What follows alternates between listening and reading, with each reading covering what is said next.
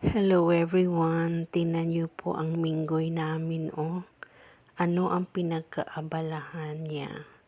Hindi po sa lanzones na prutas. Doon po siya sa mga ants na maiitim. Ang tawag sa amin is sulom.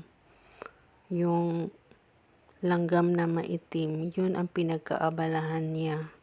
Talagang inikot niya yung lalagyan ng lanzones para lang amoy-amoyin ang mga langgam dyan. By the way, 30 pesos lang po ang kilo sa lanzones dito sa amin. Marami kasi ngayon. Season siya, kaya hindi pwedeng 5 or 6 lang na piraso ang kainin. Masarap kasi. Sobrang tamis galing Camiguin. Bye!